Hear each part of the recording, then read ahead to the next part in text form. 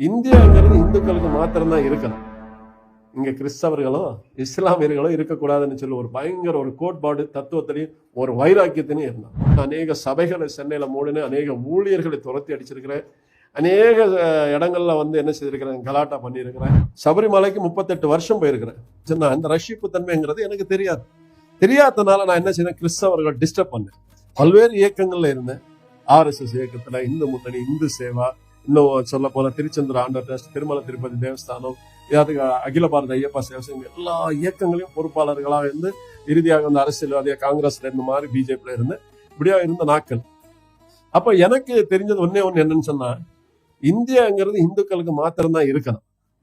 இங்க கிறிஸ்தவர்களும் இஸ்லாமியர்களும் இருக்கக்கூடாதுன்னு சொல்லி ஒரு பயங்கர ஒரு கோட்பாடு தத்துவத்திலையும் ஒரு வைராக்கியத்திலையும் இருந்தான்.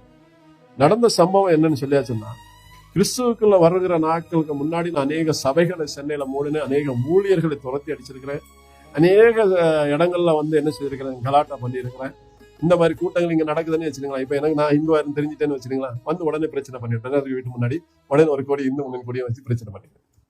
இப்படி எல்லாம் நிறைய பிரச்சனை பண்ணியிருக்கிறேன். மோகன் சிராஸ் அண்ணனுக்கு முன்னாடி கூட அவர் தொடங்குற ஆரம்ப நாட்கள் கூட நான் பிரச்சனை பண்ணியிருக்கிறேன். நான் செய்த பாவத்துக்கு இன்னைக்கு இயேசுவை எதிர்த்து நின்ற ஜனங்கள் பூமியில நிறைய பேர் நான் பார்த்தது மறித்திருக்காரு.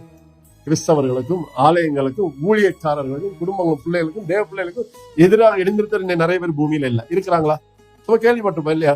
அப்போ இப்படி இல்லாத இடத்துல என்ன ஏன் தேவன் விட்டாரு? அப்போ அப்படி இருக்கிற நாட்கள்ல தான் என்ன ஆயிடுச்சுன்னு சொன்னா, எனக்கு திருமணம் ஆச்சு. அவங்க பிராமணர்லாம், அவங்க நாடார். திருமணமாகி எனக்கு அருமையான தேவன் 3 பிள்ளைகளை தந்தார்.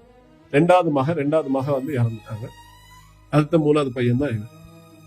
இந்த தேவன் பாருங்க எவ்வளவு அழகா வருவார் தெரியுமா? நம்ம வீட்டுக்கு கஷ்டப்படுத்தவே மாட்டார், நம்ம நோக வைக்கவே மாட்டார்.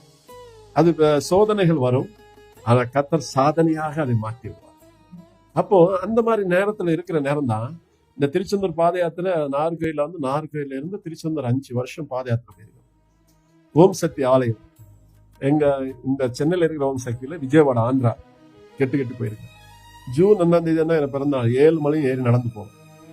சபரிமலை வருஷந்தோறும் கார்த்திகை மாசம் வருதுன்னா கார்த்திகை மாசம் 1ஆம் தேதி கால மாலை போட்டு 40 நாட்களும் விரதம் இருந்து கெட்டி போகும்.